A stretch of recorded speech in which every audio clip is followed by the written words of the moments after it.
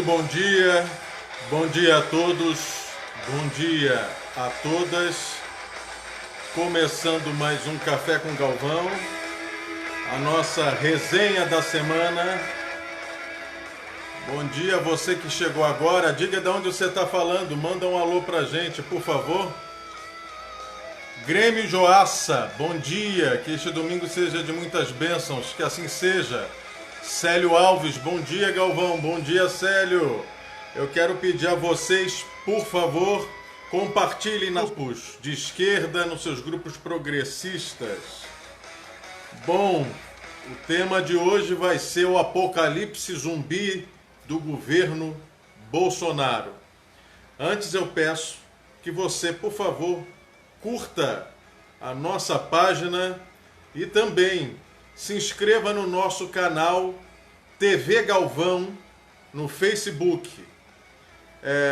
O Grêmio Joaça fala, na verdade, Joadir Pedro fala do Rio de Janeiro, cidade maravilhosa. Bom, pessoal, a gente tem se apercebido dos grandes problemas que envolvem o país. E, enfim, chegamos a 106 mil mortos numa pandemia onde muitos técnicos da área, pessoas da ciência, homens e mulheres que devotam a sua vida ao estudo de pandemias, afirmam que muitas dessas mortes poderiam ter sido evitadas se fossem tomadas as medidas devidas, principalmente pelo governo federal, que não criou e não fez um gabinete de crise, que não articula as ações da pandemia no Brasil. Fica um salve-se quem puder, cada um por si, Deus por todos. Enfim, mas nessa semana, apesar disso tudo, a gente observa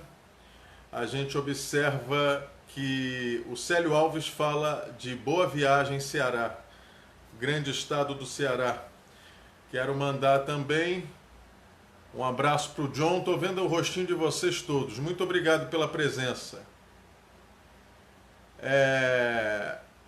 O que eu quero conversar com vocês hoje é sobre essa questão toda da pandemia e as pesquisas de opinião que saíram. Uma saiu ontem e a outra saiu no dia 13 e no dia 15. Do dia 13 mostra a aprovação do Bolsonaro, que a aprovação do Bolsonaro subiu, tá certo? As duas pesquisas são pesquisas do Datafolha. Quero mandar um abraço também, antes da gente começar a conversar, para a professora Silvana Moura, lá de Passo Fundo, Rio Grande do Sul, Rio Grande, Ceará, enfim, Amazonas, Manaus, todos aqui junto com a gente. Bom, segundo o Datafolha, o presidente Bolsonaro teve a sua avaliação melhorada desde que se começou a pandemia, tá certo? Essa última pesquisa é de agosto, como eu disse, dia 13 de agosto. O Bolsonaro está com ótimo e bom 37%.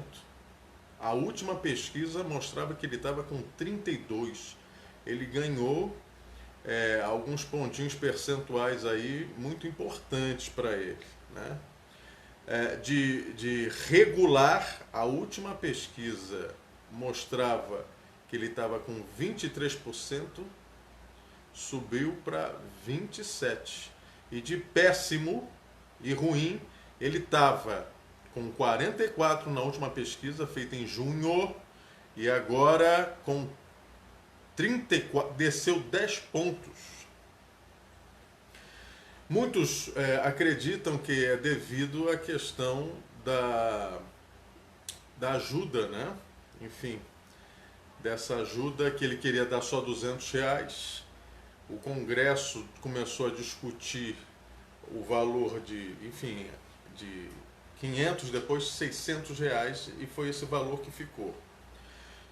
Veja só, com essa ação, ele injeta na economia uma quantidade exorbitante de dinheiro, que chega na casa das dezenas de bilhões, 55 bilhões de reais. O que ele injeta por mês, o Bolsa Família injeta por ano. E esses caras eram críticos, né? O Bolsonaro, o Guedes, que é quem manda de fato na economia do Brasil, sempre foram críticos com relação a dar bolsa isso, auxílio aquilo, e eles tiveram, por pressão da sociedade, por pressão do próprio Congresso, ter que dar essa bolsa, esse auxílio emergencial para as pessoas.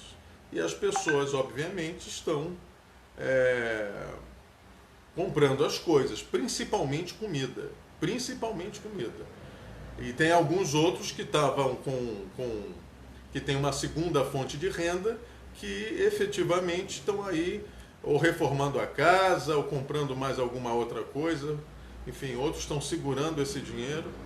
E isso, pela generosidade do povo, né? Que o nosso povo é muito generoso, né? Tá dando ao Bolsonaro esse ok, né? Essa forcinha, né? E ontem, dia 15, uma segunda pesquisa, também do Datafolha, divulgado principalmente, eu vi na Globo News, tá?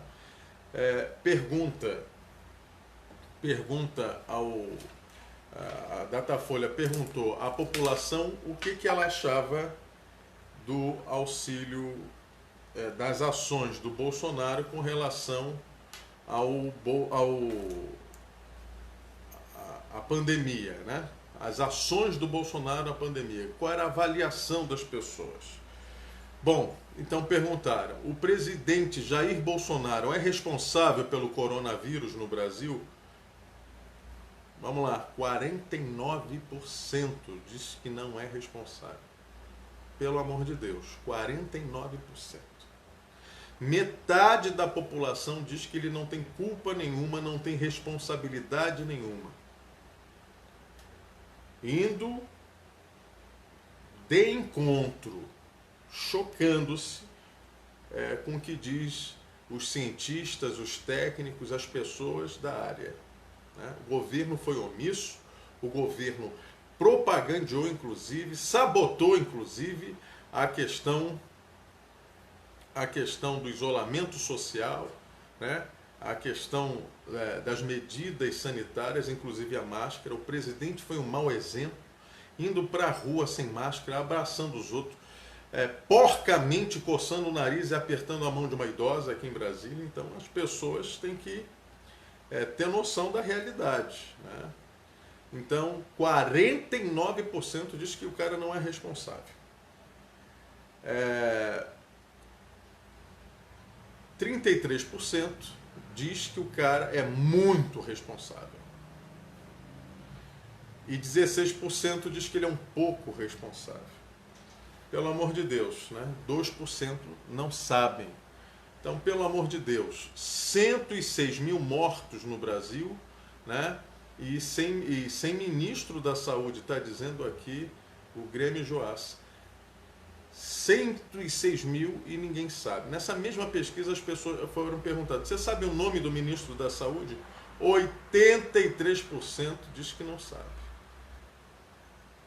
Então, no meio disso tudo, a gente tem essas duas pesquisas que nos mostram algumas coisas. Eu falo hoje tristemente, viu? Eu falo hoje com muita tristeza, porque o Brasil não merece o que está passando, as pessoas não merecem o que vai acontecer com esse país. Nós temos conversado com muitas pessoas da área econômica, pessoas que estão aí há muito tempo, trabalham com economia, enfim. O próprio ontem eu estava assistindo uma live que o próprio Ciro Gomes, que é um cara entendido de economia, já foi ministro da Fazenda do Brasil, falando que em setembro nós vamos ter... não vou dizer que o país quebra, porque o país não quebra, o país não é uma empresa, fecha as portas e sai. O país pode emitir moeda, o país pode emitir, enfim, colocar aí títulos da dívida, né? O país não quebra, o país não quebra. Marli Rosaura fala de Belém do Pará. Seja bem-vinda, Marli, sempre aqui com a gente, né? Muito obrigado pela sua presença. Mas em setembro a gente vai chegar a 180 mil mortos, segundo pesquisadores ingleses, e a gente vai ter uma dívida, a dívida brasileira vai alcançar 100% do seu PIB. Né? E a gente vai ter um problema sério, vai ter um baque, uma pane econômica, e não vai dar para sustentar muito tempo algumas ações que o governo tem feito. Sueli Antônia, lamentavelmente, triste realidade brasileira. E aí a joripoca vai piar. Eu falava, podem ver aqui nas nossas lives, lá do início da pandemia, eu dizia que a gente ia ter uma retração entre 10% e 13%. Hoje eles estão falando isso. Eles falavam que ia ser 4%, 5%. Né? E eu digo a vocês, até o dia 31 de dezembro deste ano, nós vamos ter mais de 200 mil mortos, 250 mil mortos. E nós vamos ter uma retração acima de 15 pontos percentuais. Então nós vamos chegar ao patamar realmente de uma depressão econômica sem precedentes na história da humanidade, maior do que a depressão de 1929, que trouxe um baque não só para os Estados Unidos com a quebra da Bolsa de Nova York, como também trouxe um baque para o mundo à época. E o Brasil, à época, sofreu esse baque aqui. Então eu queria que a gente compreendesse, né, o título até dessa live, que vocês vão encontrar também no YouTube daqui a pouco,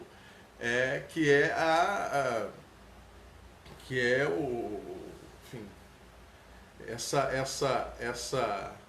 essa pandemia zumbi, né, bolsonarista. No meio disso tudo, a gente tem uma escalada de autoritarismo dentro do Brasil. Nós vemos que um quilombo, né, que há 10 anos é ocupado lá pelo MST, quilombo Campo Grande, em Belo Horizonte, né, Minas Gerais. O governador mandou tacar fogo nas plantações, derrubaram uma escola de crianças, né, uma escola de alfabetização de crianças, expulsou, entendeu? Aquelas pessoas que já têm o direito até pelo uso capião, passou de 5 anos, ali já estão há 10 anos, usando a PM, a violência, enfim, foi um despejo terrível, terrível, e foi denunciado à ONU. Então, tem uma escalada autoritária. Nós temos o Ministério da Justiça criando relatórios, criando dossiês contra funcionários públicos que são a favor da democracia. Veja você, no Estado democrático e de direito, como preconiza a Constituição, nós temos o Estado constituído trabalhando contra aqueles que zelam pela democracia. Então, perseguindo policiais que não são fascistas, que inclusive é a minoria, tem uma pesquisa feita mostrando que, por exemplo, 50% dos policiais militares no Brasil são a favor do Bolsonaro. E você tem uma outra parte, né, que não fede nem cheira, e tem aqueles que lutam contra o fascismo. Então, hoje se tem uma lista negra, né, uma lista de perseguição àqueles que defendem a democracia no Brasil, constituídas por servidores públicos, policiais federais e professores universitários. Então, como é que pode isso? Isso acontece em estado de exceção, isso acontece acontecia na época da ditadura brasileira, que as pessoas gostam de dizer ditadura civil-militar. É militar. Militar. Porque quem presidiu o Brasil só foi milico, só foi general. Não teve um presidente civil no governo militar. Então, é um governo militar, de militares. Então, naquele tempo de exceção, onde se matavam, se torturavam, se estupravam as mulheres, né? Se faziam as torturas piores, né? Pau de arara, enfim, estupro coletivo. Isso as pessoas não falam, né? Dizem que a ditadura foi muito boa. Não foi. Não foi nem para a economia, porque o Brasil enriqueceu, acumulou dinheiro na mão de meia dúzia e uma massa de miseráveis. Quem conheceu a década de 70 e de 80, quando estava terminando a ditadura, né, de miséria, de dificuldades, né, enfim.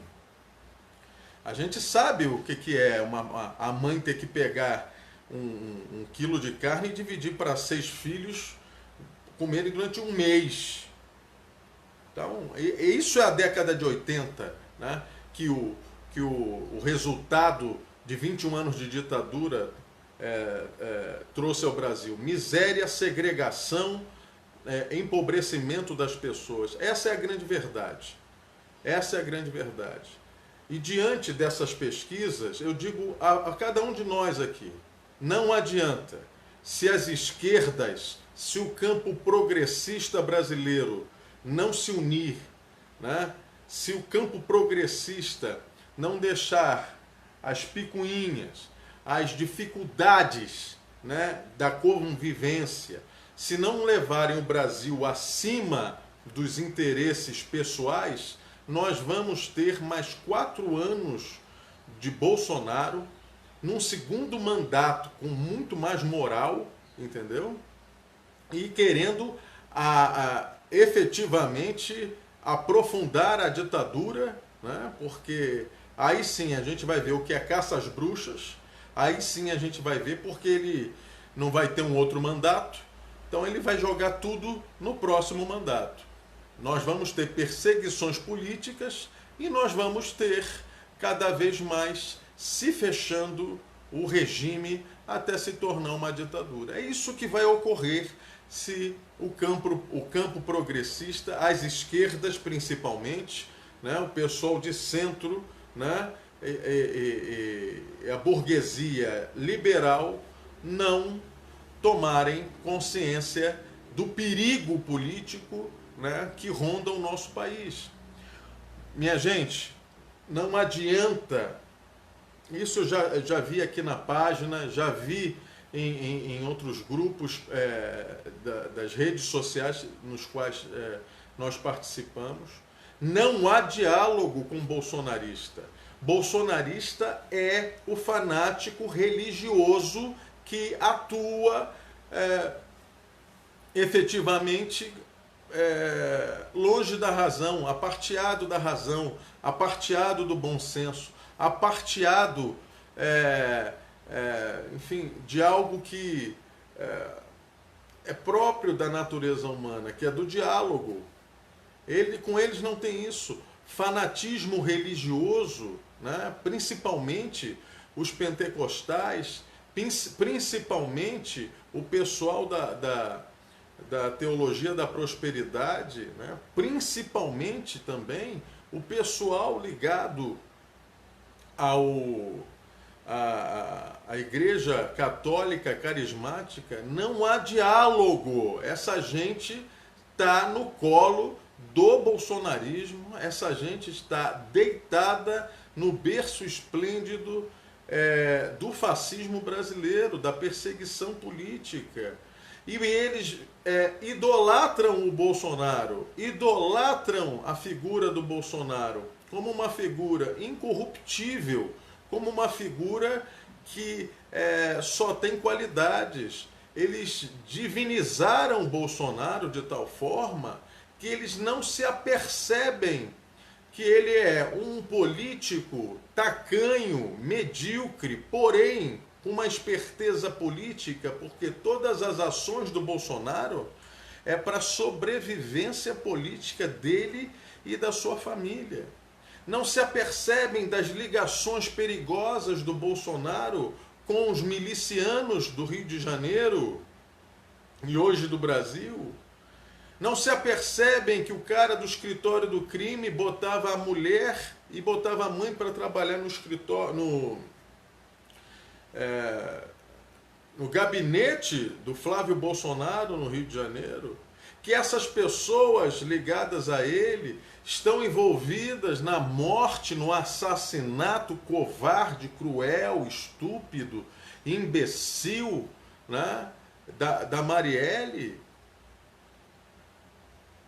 Que essas pessoas ligadas ao Flávio são as mesmas que ocupam áreas no Rio de Janeiro, entram em áreas de floresta, constroem prédios sem ter um arquiteto, sem ter um engenheiro, e esses prédios despencam matando pessoas, como aconteceu na Muzema, subbairro lá de Jacarepaguá, no Rio de Janeiro. As relações do Queiroz com os milicianos de Jacarepaguá.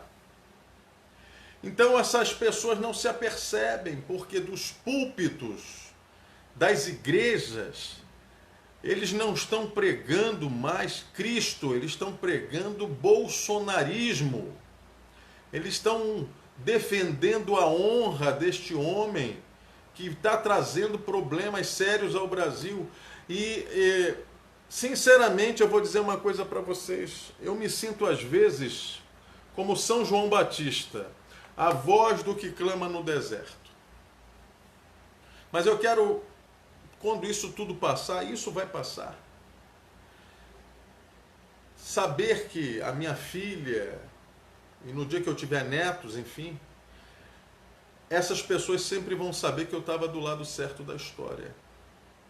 Eu imagino aqueles que defenderam Hitler, que defenderam Mussolini, que defenderam todos aqueles covardes que uma vez no poder massacraram as minorias e mataram as pessoas. Não é? E é sempre bom a gente estar do lado certo da história, do lado correto da história. Então, é muito grave a situação pela qual o país hoje está passando, né? E eu acredito que essa situação só vai se reverter, infelizmente. Eu falo isso com muita tristeza. Quando a fome bater a porta das pessoas.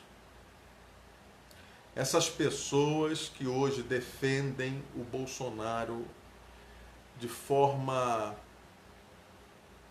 irracional, elas vão entender o que está acontecendo com esse país quando a fome bater a porta delas, ou quando a morte bater a porta delas.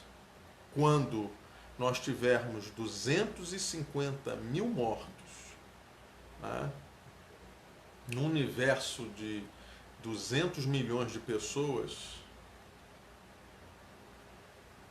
que aí quase todo mundo vai ter um parente que morreu, vai ter um conhecido que morreu, de fato, né? Vocês vão ver que as pessoas vão começar a botar a mão na consciência. Está muito difícil caminhar e segurar esse rojão, mas é isso que importa, é que nós estejamos um segurando a mão do outro, um dando força ao outro, né, para podermos passar por isso. E o campo de esquerda, sinceramente, tem que sair do conforto das suas casas e irem para as ruas, com pandemia e tudo, e lutar contra o Bolsonaro e trabalhar para que, de fato, dentro do Congresso, entendeu, se derrube o Bolsonaro. Ele já cometeu vários crimes de responsabilidade, e tem alguns crimes aí que, se forem comprovados, são crimes que não são de responsabilidade, é crime comum. E se for comprovado crime comum, meu amigo, minha amiga, o Bolsonaro não tem essa de segurar a pauta, não. O Rodrigo Maia vai ter que botar, porque quando o crime é comum, tem que botar na pauta. O que acontece? O Rodrigo, ele é um representante do rentismo, dos grandes capitalistas, daqueles caras que vivem de renda no Brasil, da grande burguesia. Esse é o Rodrigo Maia. Detesta o Bolsonaro, detesta os caminhos do Bolsonaro, porém, não vê problema do Bolsonaro ser presidente, porque a agenda liberal, na qual o Bolsonaro está sentado em cima, né, e alguns imbecis e idiotas, né, que alguns até que aparecem aqui, né, alguns descerebrados, fascistas, né, vômito da sociedade, né, ficam lambendo.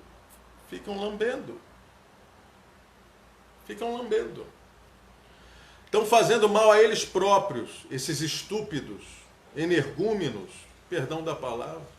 Porque energúmeno é esse, é um endemoniado, é um imbecil, é um estúpido.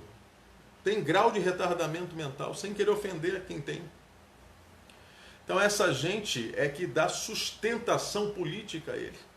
Quem sustenta o Bolsonaro politicamente? Primeiro, as igrejas evangélicas neopentecostais e seus líderes, que idolatram esse personagem. 2, o rentismo internacional. Estão vendendo o Brasil, estão explorando o Brasil. O Guedes quer, no meio dessa pandemia, vender Petrobras. A Petrobras está sendo fatiada e vendida aos pedaços. Vender o Banco do Brasil. Vender a Eletrobras, inclusive para estatais estrangeiras.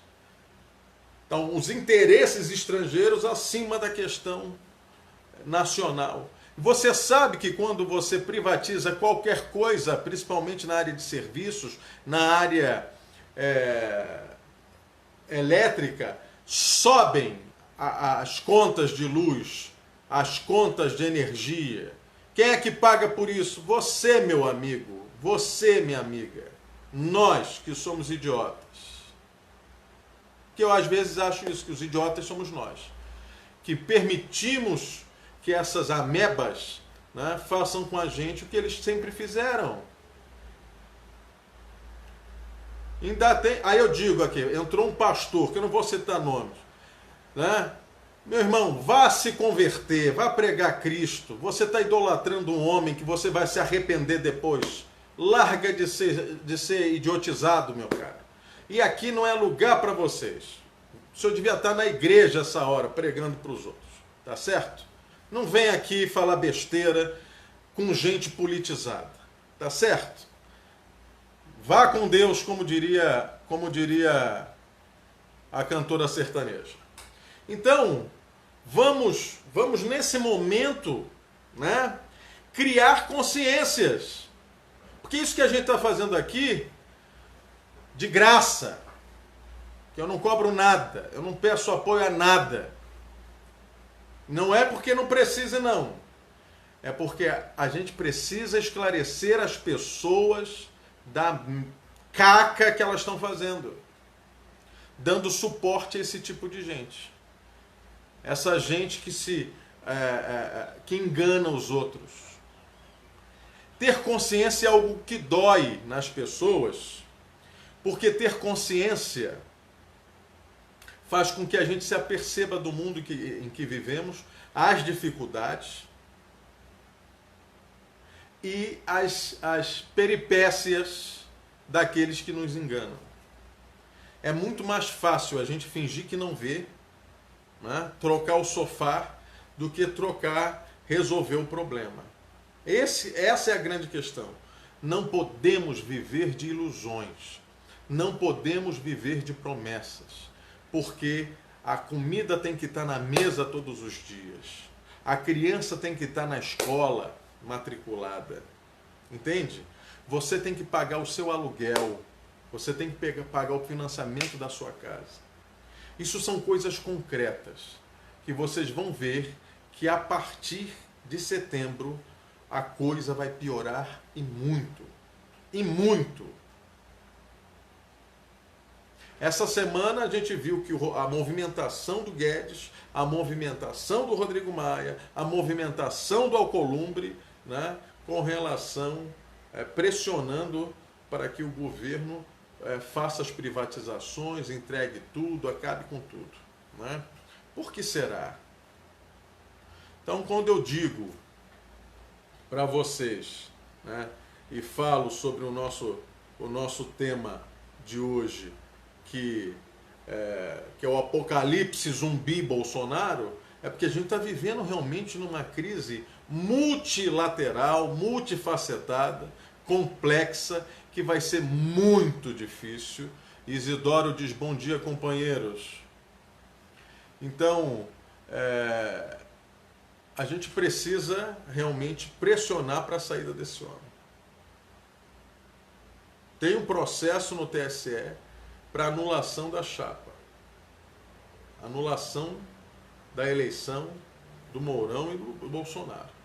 Seria a saída ideal para o Brasil, com novas eleições e um novo presidente da República sendo eleito pelo povo e tirar esses sacripantas do poder, essa gente facínora que vai destruir a população brasileira. Eu, sinceramente, se eu tivesse na minha conta 106 mil mortos, eu não sei nem se eu ainda estaria vivo. Porque é falta de consciência desse homem. Esse homem deixou que as pessoas morressem mesmo. Ele não tem a menor empatia, que é o sentimento de sensibilidade com a dor alheia. Agora, a gente não pode também se desesperar, a gente tem que ter uma ação efetiva.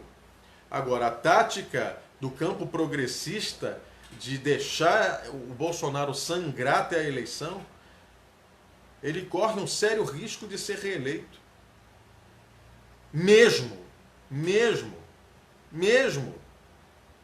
Porque ele trabalha na irracionalidade das pessoas.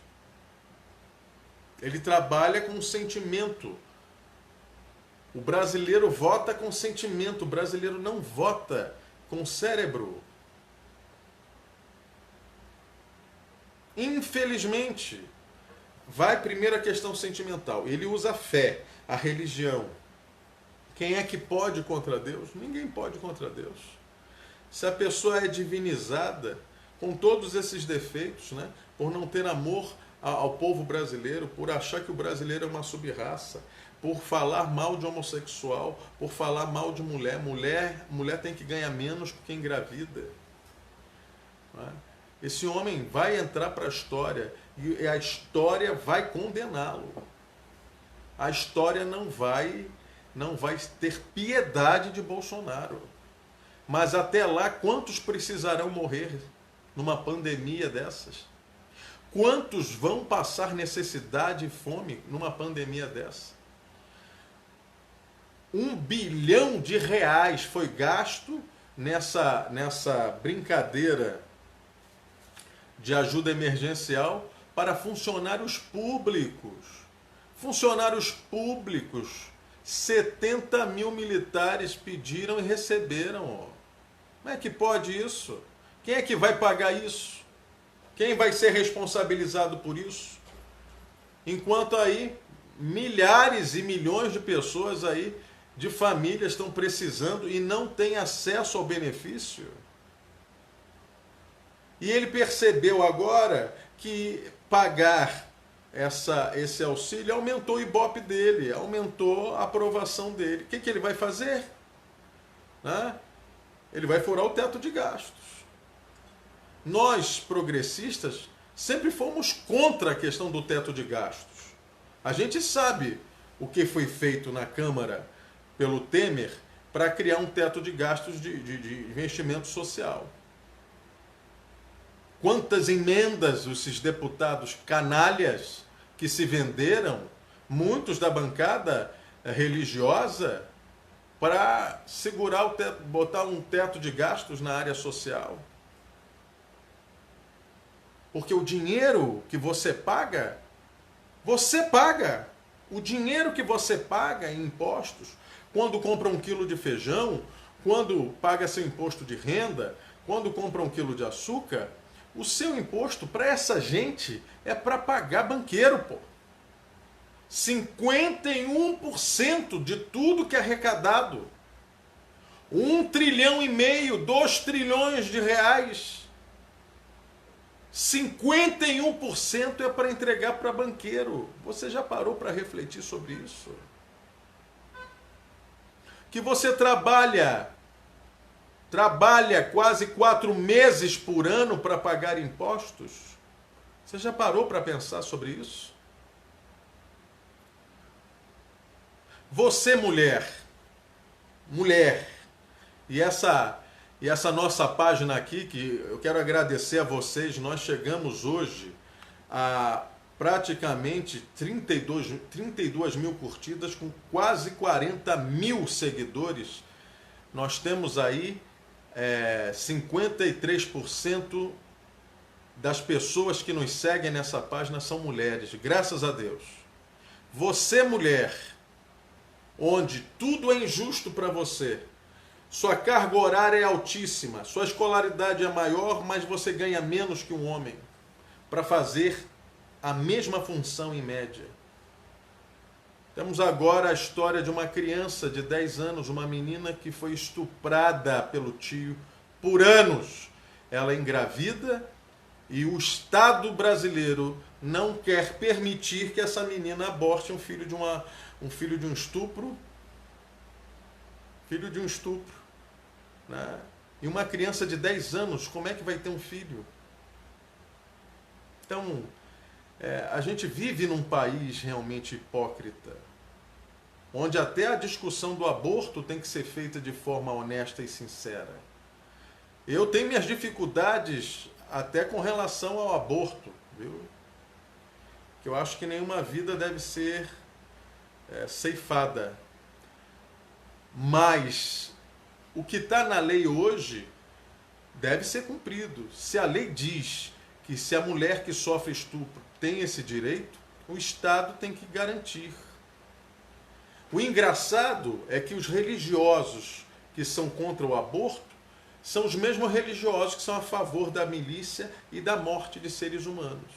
Que bandido bom é bandido morto, que todo mundo tem que ser armado para realmente sair um matando o outro nesse país.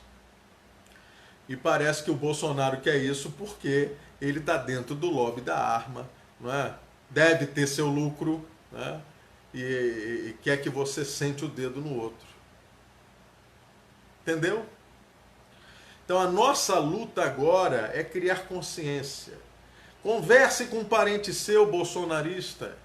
Converse com um parente seu que ainda está nessa ilusão. Mostre a ele o que está sendo feito, o que foi feito na retirada dos seus direitos trabalhistas e previdenciários, para entregar esse dinheiro para o rentismo, para os banqueiros. O que é o banqueiro? É o agiota que o governo permite que haja dentro da lei, uma lei opressora. Então, como é que a gente vai encaminhar as coisas? Como é que a gente vai querer ter um futuro melhor para os nossos filhos? Daqui a pouco, com a crise econômica que vai se abater sobre nós, né? Vou até parar agora que a Sueli Antônia Gonçalves coloca: nós progressistas univos. É isso. Precisamos de união e de unidade. Tá certo? Agora eu vou fazer uma crítica séria a uma pessoa que eu tenho até uma admiração pela sua capacidade, mas ele tem uma dificuldade muito grande muito grande na área da inteligência emocional, que é o candidato Ciro Gomes. Estou falando que ele já é candidato, perdeu a eleição passada, já se disse candidato. Ciro, não adianta ter toda essa capacidade, não adianta ter toda essa inteligência, não adianta ser esse nerd, esse CDF, como dizem lá na minha terra, se você não tiver uma percepção de empatia com o outro. Não adianta ficar xingando o Partido dos Trabalhadores e dando munição para a direita, porque caso você vá para o segundo turno, você vai precisar do apoio do PT. E caso você não vá, você não vai poder pegar outro aviãozinho e ir para a Europa, entendeu?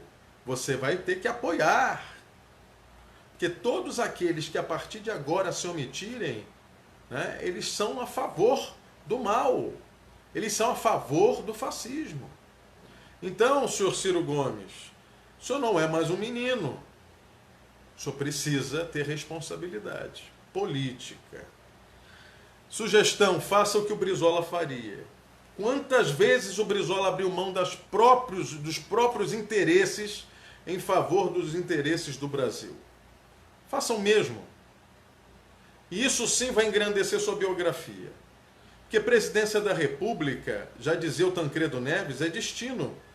Tem gente que luta a vida inteira para ser presidente e não consegue. E tem gente que cai no colo. Não vê essa questão do Bolsonaro? Caiu no colo dele. Caiu no colo dele para a desgraça do povo brasileiro. Então, abra a sua mente, doutor Ciro Gomes, e vá dialogar com Lula, pô. Engole teu orgulho, cara. Engole, deixa de ser bobo.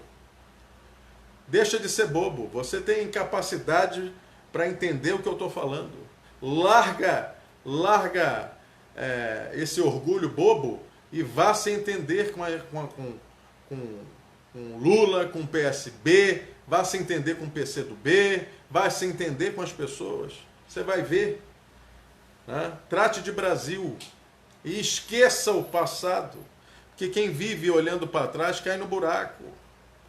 O Brasil precisa hoje de homens e mulheres, de lideranças, que olhe para frente, que queira esse país ainda democrático. Porque no dia que tiver campo de concentração aqui nesse país, aí vai estar todo mundo unido lá, esperando para ir para a Câmara de Gás. Alguns acham que quando eu falo isso, que eu exagero. Não brinque com o fascismo. O Hitler era ridicularizado antes de tomar o poder. Era tido como maluco, como um cara folclórico. Tomou poder, ele foi eleito democraticamente. E no poder, ele transformou o Estado alemão numa ditadura assassina que perseguiu todos os seus adversários, que matou todos os seus adversários, que levou à morte milhões de pessoas, numa guerra insana, numa guerra estúpida, onde mais de 57 milhões de almas viventes foram para o outro lado da vida, assassinadas covardemente. 6 milhões de judeus, 26 milhões de russos. Entra lá no site do Museu da Guerra na França que você vai ver quantos morreram. Quantos morreram. Povos ciganos, homossexuais, comunistas, socialistas, foram todos para a Câmara de Gás. E fica o Bolsonaro postando nas suas redes palavras de ordem num grupo integralista brasileiro na época do Plínio Salgado, que o Getúlio baixou o cacete e acabou com a graça deles. Deus, pátria e família. É muito bonitinho, mas é fascista. É nazi-fascista. Só falta daqui a pouco o Bolsonaro adotar o Anauê dos caras. Não dá. Então é importante que se tenha uma visão crítica da seriedade, da profundidade do que está acontecendo hoje no Brasil. E a gente, a partir daqueles que têm consciência, cobrar das suas lideranças políticas, né? Cobrar do Lula, cobrar do Ciro Gomes, cobrar, enfim, daqueles que estão à frente aí, a responsabilidade de estarem unidos contra o fascismo. Unidos contra o fascismo.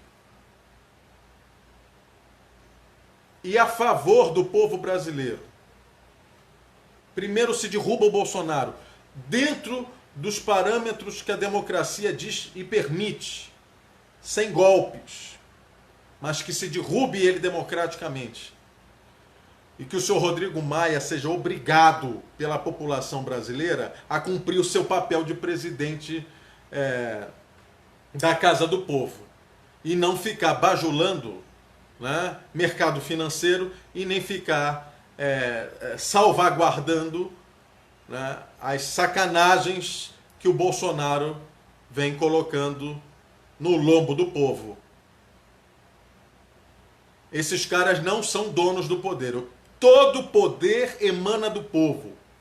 No dia que o povo tiver consciência que ele é um grande elefante, o maior ser terrestre, com força para derrubar árvores gigantescas, né, mas que está amarrado pela perna com um barbante, e ele acha que aquilo o segura, no dia que essas amarras mentais saírem da cabeça do povo brasileiro, ninguém segura o nosso povo, e esses canalhas que muitas vezes nos governam, eles têm que botar a viola no saco. E você, meu amigo, minha amiga, você tem que lembrar que o ato de votar não deve ser uma desgraça. Porque quando a gente vota de qualquer maneira, entram os mesmos. Vão entrar aqueles que têm dinheiro. Vão entrar aqueles que o capital mantém. Né? Aqueles que aparecem na televisão, né? Que eles pagam aí os robozinhos para poder replicar nas redes sociais. E nós vamos continuar vivendo uma vida merda, com perdão da palavra, uma vida limitada, uma vida onde você, quanto mais estuda, você não consegue ter um salário que preste. Vivem dizendo a vida inteira, vamos estudar, vamos para a universidade, vamos para ter um salário melhor. Não é nem para ser melhor informado, não é nem para ser melhores pessoas. E quando os caras chegam, quantos professores universitários que eu conheço que vivem aí na corda bamba? Na corda bamba, agarrados aí no banco, pô, nos créditos aí do banco, devendo sempre. Que vida é essa? E os banqueiros enchendo a bucha, a burra de dinheiro. Os rentistas enchendo a burra de dinheiro. Não se tem imposto sobre grandes fortunas no Brasil, sobre grandes patrimônios. Passa de um para outro e não paga 1% de imposto. Não tem dinheiro, não tem imposto sobre dividendos. O cara é sócio de empresa, ele recebe dividendos, ele é uma sociedade anônima, é um banco. Quando ele recebe dividendo, não paga 1 centavo. E o teu salário, ô filho de Jeová, teu salário, você paga 27%, rapaz. E você não se apercebe o que está acontecendo com esse país? Essa desinteligência nossa vai nos levar aonde? Então se aperceba que o troço é muito mais complicado. E o buraco é muito mais embaixo. E que se a gente não tomar uma atitude, vamos sempre ser vítimas das mesmas pessoas, dos mesmos grupos. Por isso eu agradeço a você, que é um desses 40 mil quase que nos segue aqui na página. Né? Vamos ampliar, vamos ser 80, vamos ser 100 mil, vamos ser 200 mil pessoas. Porque quanto mais pessoas nós tivermos aqui, mais pessoas vão nos ouvir, mais pessoas vão falar, vão se manifestar. Porque não é só você que pensa isso, não. Muita gente pensa parecido. A gente precisa estimular que essas pessoas tomem uma atitude, que elas saiam da caverna, que elas tenham coragem e dizer sim, nós podemos mudar esse troço. É isso que a gente precisa. Espalhar por esse país consciência. É a luz contra as trevas mesmo. E aí eu vou ser dualista, como eles são. Porque ideologia que defende segregação de preto, segregação de pardo, segregação de mulher, trata a mulher como se fosse um instrumento de prazer e jogar no lixo. Não tem respeito pelas mulheres. Não tem respeito pela dor que as mulheres passam. Canalhas, canalhas e canalhas, como diria lá o Tancredo na época do golpe em cima do Jango. São canalhas. E esses filhos dos canalhas e o filho do filho dos canalhas é que nos governam até hoje. Ó. Falam uma mentira. Que o PT criou a corrupção no Brasil. Só estúpido, ignorante, pessoas que não têm acesso à leitura, que não pega os dados do IBGE que estão aí, é só pegar no site e ver o que era o Brasil na era Lula e o que é o Brasil agora. Substrato de lixo, de esgoto. Até esses idiotas, eu fico vendo quantos fizeram universidade por causa dos programas e que hoje estão aí se fastelando no bolsonarismo. Não olham, não sabem a pior coisa na política. Guardem isso para vocês. É não saber quem é o adversário. É não saber quem é o inimigo. É tratar amigo, aliado, como adversário. E tratar adversário como aliado e como amigo. É trazer para dentro de casa uma serpente para morder a família inteira.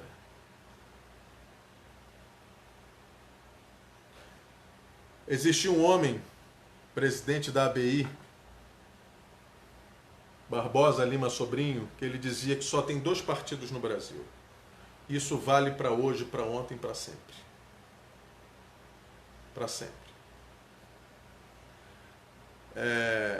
Existe o partido do Tiradentes e o partido de Joaquim Silvério dos Reis. Daquele que defende o Brasil e daqueles que são o caguete, tá certo? Aqueles que são os traidores.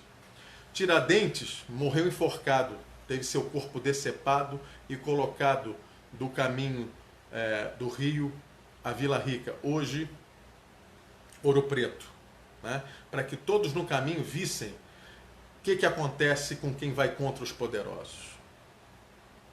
Isso existe até hoje. E ficam esses imbecis falando de comunismo cultural. Não sabem nada. São analfabetos falando besteira. Que o Brasil está num comunismo cultural e que, enfim, colocam até a Globo como se fosse comunista. Isso é gente analfabeta política, estúpida, que não tem que ser ouvida. O mundo é capitalista. Até a China, que se diz comunista, ela age no campo capitalista. Ela age com capitalismo, inclusive em algumas áreas selvagens. Então quem fala isso realmente não tem o menor crédito. Fica só reproduzindo o que o guru, lá o esotérico, lá do Bolsonaro fala. O cara não mora nem no Brasil. Para falar as merdas dele, fala lá dos Estados Unidos. Por que será? Entende? Não vou nem citar nomes para não dar ibope a quem não merece. Então quem reproduz a questão do Gramsci, quem reproduz a questão, não conhece nem o que é comunismo ou socialismo cultural. Não sabe, não sabe. Então não sabe, cala a boca, tá certo? Para não falar merda. Quando a gente não sabe, a gente estuda, vai aprender. Senta aqui, olha, entra na internet, lê um livro, não faz mal não, tá? Não faz mal não. Então gente que reproduz as coisas, né? E não sabe falar, né? Melhor calar a boca, né? Tem um senhor aqui, com todo respeito à idade dele, ele diz que o maior adversário do Brasil sempre foi o PT à esquerda. É porque o senhor não conhece o que é a história do Brasil. O Brasil, desde a sua fundação, é governado pela direita, é governado pela elite, pela burguesia, entendeu? Pela corte e depois a burguesia. Então, quem detém dinheiro, detém o poder, e você fica excluído. O senhor não me parece ser uma pessoa de muitas posses também. Então, o cara que é pobre e defende a direita, de duas uma, ou é ignorante ou tem síndrome de Estocolmo, que é o cara que começa a achar que o seu algoz tem algo de bonito, algo de belo, e aí começa a idolatrar. Então, vá estudar. Quem estuda, quem lê. Não precisa ter formação não, minha gente. É sentar a bundinha, pegar um livro e ler. É entrar aqui na internet e pesquisar. Mas pesquisar em lugares corretos. Baixa livro, aqui tem um monte. Eu vou deixar até alguns livros aqui depois para vocês baixarem. Tá? Leia a Elite do Atraso, da escravidão a Bolsonaro. Ou numa edição anterior, da escravidão a Lava Jato, que vocês vão saber entender, compreender sociologicamente, politicamente, como é a ação das elites brasileiras, da classe média que se coloca como um capitão do mato, tá certo? A classe média é o capitão hoje do mato, né? E sempre foi da elite. Ela faz parte de uma elite intelectual que chegou à universidade e ela faz aquilo que o patrão manda, né? No que tange ao encaminhamento e à arquitetura do sistema. Então, somente aqueles que ouvem um lado, ouça também aquele outro lado, o lado que você não gosta. Eu adoro, por exemplo, assim, esse senhor entrou aqui, com todo respeito, ele colocou a opinião dele. A gente está contradizendo. Não xingou minha mãe, não xingou, entendeu? Então, é uma pessoa que, pelo menos, está aberta ao diálogo, senão não estaria aqui conversando nesse nível. Então, seu Manuel, reflita, porque realmente as coisas não são desse jeito. Infelizmente. Infelizmente. O grande adversário do Brasil, aprenda isso, seu Manuel, são os interesses internacionais do Império Norte-Americano.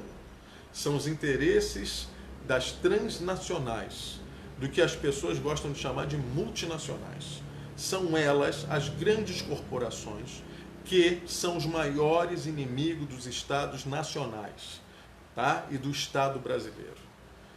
São eles que trabalham fuga de capitais de um país, que trabalham derrubar economias. São eles. São eles. São os banqueiros. É o sistema financeiro. O maior inimigo do Brasil é o capitalismo vigente hoje no mundo. O capitalismo está na sua terceira fase. Tem aqui professores, se eu estiver falando besteira, por favor, me corrija. Tá? Teve a fase mercantilista, mas ela existe até hoje. Teve a fase industrial, da Revolução Industrial, mas ela existe até hoje. Elas convivem.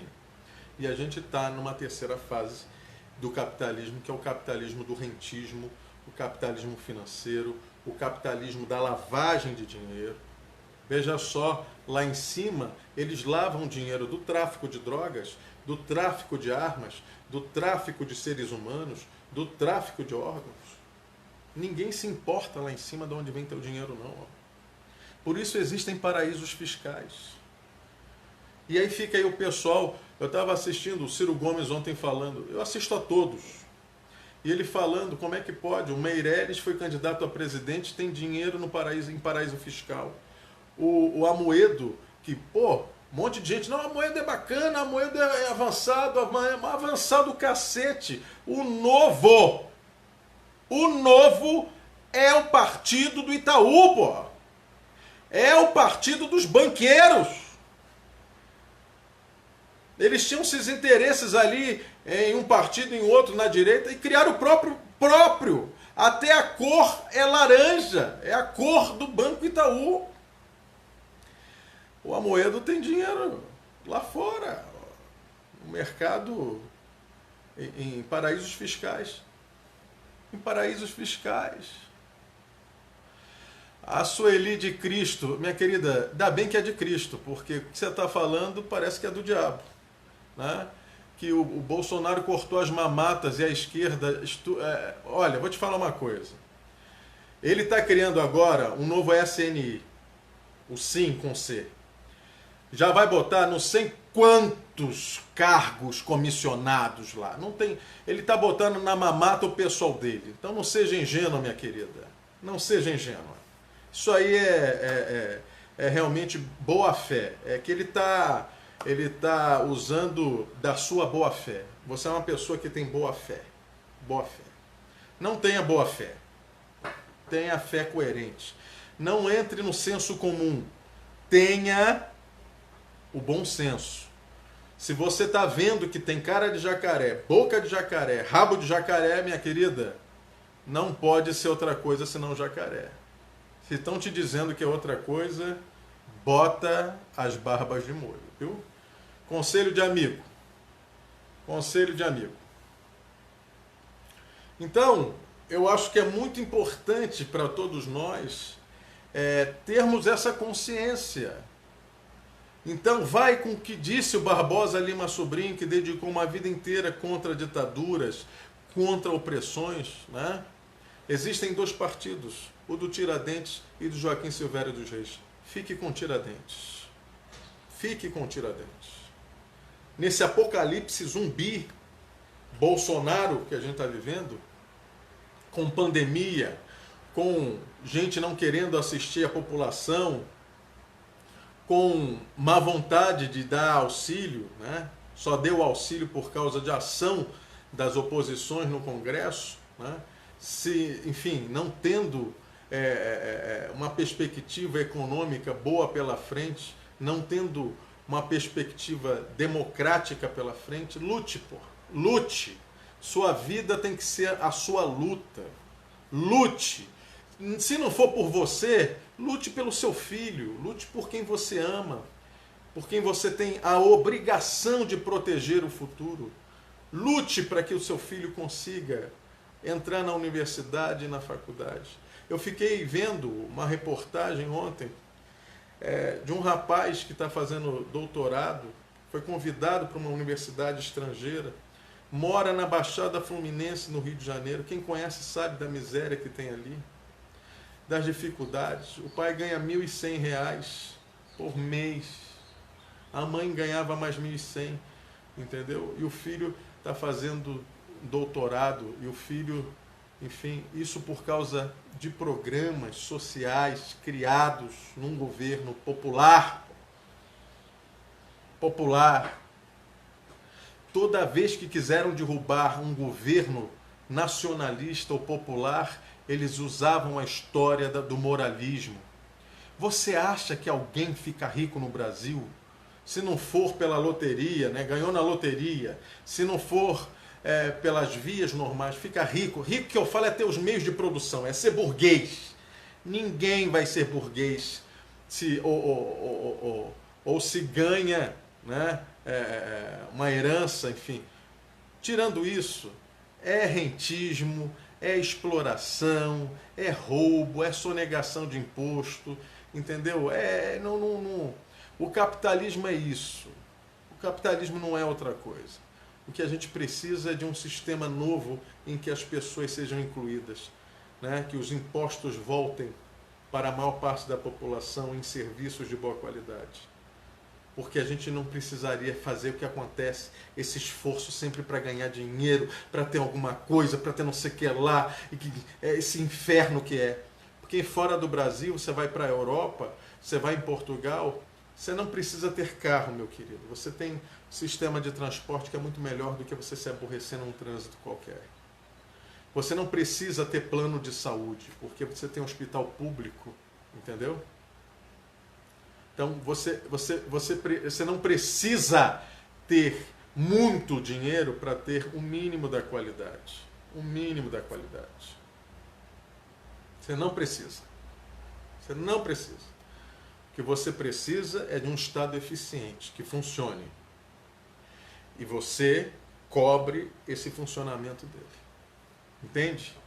São coisas que só a civilidade, só quando você tem um estado de bem-estar social, você se apercebe da importância do Estado. Não precisamos de um Estado mínimo, não precisamos de um Estado máximo, precisamos de um Estado que funcione. Um serviço público que preste um bom serviço à população e precisamos cobrar isso. Não vamos entrar nessa história de ter um Messias que nos salve. Usa isso para a questão da religiosidade. Precisamos ser senhores do nosso próprio destino. Você é coautor da sua vida. Para quem acredita em Deus, Deus lhe deu. Mas quem administra é você. Você é o mordomo, você é o gestor da sua própria vida. Então não terceirize a educação do seu filho para a escola. A obrigação de educar é sua. A escola é de ensinar.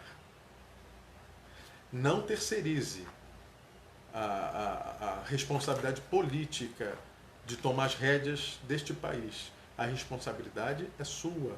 Não é do político, não é do canalha que se gruda lá no político para fazer negócio com o Estado. Usando o Estado para poder ficar rico, entendeu? Fazer negociata, fazer safadeza, fazer... eu não vou nem usar o termo que me veio, entendeu? É você que tem que cobrar. Você tem que cobrar do seu vereador, do seu prefeito. Agora vão ter eleições, né? Abra o olho e veja para não votar em canalha, para não votar em vagabundo, para não votar naqueles que jogam a favor dos interesses do capital, em detrimento do interesse seu. Bárbara Barreto, seja bem-vinda. Do interesse da sua família. De uma escola pública de qualidade, gratuita, laica. Laica. Precisamos de um Estado laico, sem interferências de religião. Que a maioria desses pastores que interferem em questão política estão envolvidos com safadeza. A verdade é essa. Vê agora o que está acontecendo, a denúncia lá no Rio de Janeiro, né? Tem um pastor aí que é dono de um partido. Pega e vê a história dele, vê como é que ele conseguiu esse partido. Se informa. Está aí, todo mundo sabe. Não finge que não vê, tenha responsabilidade. Você tem que ter responsabilidade sobre a sua vida, sobre a vida dos outros, sobre a vida da sua família. Entendeu? É importante que aprendamos a viver coletivamente. É importante a gente parar de pensar só na gente. Ah, tem comida na minha mesa? Tudo bem. O vizinho está passando fome, problema é dele, ele que se lasque.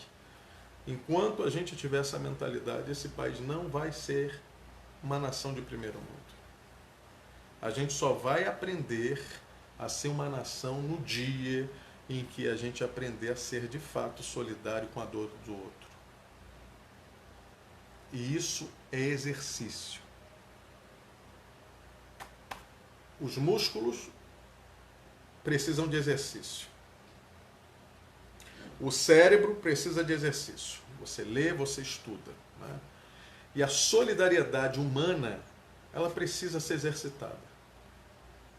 Antes é que vejam a virtude nos seus atos do que nas suas palavras, do que na sua fala. A virtude, ela deve emanar. Então pense direitinho. Se você é uma pessoa de bem, do bem, correta, pelo menos busca ser, porque Todos nós erramos. Uma coisa é errar conscientemente, fazer o mal conscientemente. Outra coisa é errar. É tentar acertar o alvo, mas errou. Né? Pequei por isso. Né? Outra coisa é você fazer o mal conscientemente. Se você é uma pessoa de luz, de bem, do bem, não vote em quem é do mal. Não vote em quem é do mal. Não vote em miliciano. Se você sabe que o cara mata, que o cara extermina, tem pecado maior do que matar alguém? Se você sabe que o cara rouba, se o cara é ligado ao tráfico, né? Se o cara lava dinheiro para bandidagem, para que votar no cara? Tenha consciência. Tenha consciência. Tenha consciência. É difícil? Não é. Não é, minha gente. Se eu posso estar num evento, se eu posso, né, amanhã ou depois da pandemia passando, enfim, se eu posso fazer algo de bom para a comunidade, se eu sou professor, se eu sou um pedagogo, se eu sou um pintor de parede, né, eu posso trabalhar no mutirão, na escola do meu filho, que é pública, para poder melhorar. Eu posso servir, ajudar numa entidade para poder encaminhar, ajudar, ampliar. Se eu tenho um dinheirinho a mais, eu posso de repente pagar a bolsa, uma bolsa para alguém que está estudando, uma criança, um jovem, para ir para a faculdade? Faz, pô, você não vai ficar, você não vai ser diminuído em nada. Se eu sou um faxineiro, se eu sou um cozinheiro, né, eu quero poder trabalhar com então, é exercitar a solidariedade, é exercitar. Tem os estúpidos que entram, riem, é porque não tem consciência de que nenhum de nós vive sozinho no mundo. Que todos são importantes numa sociedade. Que só não é importante numa sociedade aqueles que não têm empatia com o outro. Que se esses estão vivos hoje e amanhã estão mortos, eles não fazem falta a ninguém. Às vezes nem a família. Nem a família. É triste isso que eu estou falando. É triste isso que eu estou falando. Então vamos ser solidários. Então vamos nos inspirar naqueles que se foram. Né? Vamos nos inspirar naqueles que se foram. Ontem eu botei aqui dois vídeos na página. Quem quiser pode dar uma olhadinha. Uma foi do professor Darcy Ribeiro, um homem que devotou a vida inteira a favor dos indígenas, a favor da educação brasileira, a favor da construção de um Brasil soberano, a favor da educação dos mais pobres, da libertação dos mais pobres. E a gente colocou o professor Paulo Freire, que foi o homem que criou o método de alfabetização de adultos mais veloz na história da humanidade. Cara que é o brasileiro mais citado em obras na área de educação no mundo. No mundo. E é o terceiro mais citado no mundo. São exemplos. Como foi o exemplo Chico Mendes, que daqui a pouco nós vamos botar um vídeo sobre ele. Um homem que sempre foi devotado às questões do mais pobre, às questões dos seringueiros lá no Acre, contra os grandes latifundiários, assassinos de pobre, assassinos do povo, grileiros de terra, que tomam a terra dos pequenos. Esses são os exemplos. Esses são os exemplos. Do Leonel Brizola, que fez mais de 6.000 escolas no Rio Grande do Sul, alfabetizando já na década de 50 as pessoas. Tirar o povo da miséria. Fez os CIEPs, o sambódromo. A importância do sambódromo. Hoje todos os estados têm sambódromo.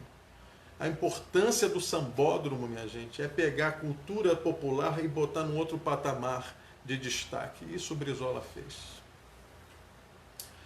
Então são exemplos de brasileiros que lutaram pela democracia, lutaram pelo bem-estar das pessoas, não é?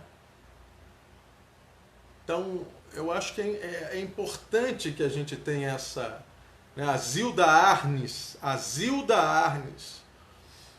irmã do Dom Eugênio, Dom Paulo Arnes, né, falecido, que lutou pela democracia também, a Zilda trabalhando na pastoral da criança, trabalhando contra a desnutrição infantil. Então são exemplos de pessoas, né, que lutam pelo seu próximo, lutam, né, por amor, né, e pela coletividade, né, pela coletividade. Chico Xavier, que fez todos aqueles livros que venderam milhões, e esses milhões nada era para ele, ele dava em caridade, sustentava creches, sustentava asilos. Chico Xavier. Então esses são os exemplos que a gente deve seguir. São os exemplos bons da humanidade, que pregavam a solidariedade ao invés do ódio, o amor ao invés da perseguição, né? Então a gente precisa ter essa... O Anísio Teixeira aqui, a Bárbara falando muito bem, né? A Berta Ribeiro, enfim, são pessoas que pensaram a educação no Brasil. A educação no Brasil. E educar é mudar comportamentos, é civilizar o ser humano, é transformar o ser humano de um patamar, transmutá-lo a outro. Isso é importante para todos nós, queridos. Isso é importante para todos nós. Né? A irmã Dulce, que pegou um galinheiro, deram para ela um galinheiro no intuito de humilhá-la. Toma aí um galinheiro, vê se vira. Ela fez um hospital para os pobres, não cobrava nada, vivia de doações.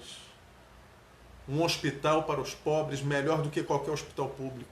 Se uma senhora com 1,5 metro, com uma saúde frágil, né, com um problema crônico de pulmão, conseguiu transformar um galinheiro num grande hospital geral para atender os pobres, os mendigos, aqueles que não tem ninguém por eles, né? O que o Estado brasileiro não poderia fazer pela sua própria população? É que o Estado é refém dos interesses dos grandes. Então, o que nós preconizamos é um Estado de bem-estar social. O Estado que sirva para todos, principalmente para a maioria. Para o pobre, para a classe média, né? E que não seja refém dos banqueiros, dos grandes proprietários de terra, né? Daqueles que... As pessoas... enfim... Eu quero falar do Stedley também, do MST, viu? O MST é muito importante. É uma organização social muito importante no Brasil, porque ela trabalha pela democratização da terra. E não tem lugar mais violento que o campo. No campo, quem tem, tem. Quem não tem, não tem nada. E normalmente é pisado, é destruído, é perseguido. Por isso essa reflexão de hoje. Nesse apocalipse zumbi bolsonarista, existe uma luz no final do túnel, que é a tua consciência. É a luz divina que habita em você. A Bárbara está falando do pessoal do Olodum. São organizações sociais de verdade. São as ONGs que de fato funcionam em favor do povo, né? É o Olodum, é o Nós do Morro lá no Rio de Janeiro, que forma atores, né, de comunidades. Tem grupos de cinema lá na Cidade de Deus que eu pude ver com os próprios olhos. Enfim, são pessoas que trabalham, né, a favor da população. a favor da população. Então vamos em frente, vamos na nossa luta. Eu peço a você que, por favor, nos ajude lá no nosso canal, que é novo, TV Galvão, no YouTube. Né? Se inscreva, aperte o sininho, esteja com a gente. Curta aqui a nossa página, esteja aqui com a gente. Né? Dê uma avaliação boa aí pra gente. Porque a luta é aquilo que o teu coração diz que tem que ser. Se você é impulsionado a isso, monte a sua página. Vá também atrás das pessoas, ajude a conscientizar seu vizinho, sua irmã, seu irmão. Não brigue com seus parentes por causa de questões ideológicas, não. Convença cada um deles que o lado deles tem que ser do lado da maioria. E a maioria hoje padece e realmente precisa de ajuda. Desejo a você, meu amigo, minha amiga, que está aqui sempre com a gente, uma semana sobre a proteção de Deus, que Deus ilumine os passos de vocês e que a gente possa construir um país diferente desse país que tem tanto nos envergonhado aqui dentro e lá fora por um governo fascista, discriminatório, que preza pelos interesses dos ricos em detrimento de quem mais precisa. Grande abraço, uma excelente semana. Fiquem com Deus. Aguardo vocês na quinta-feira, 19 horas. Mais um Café com Galvão. Muito obrigado.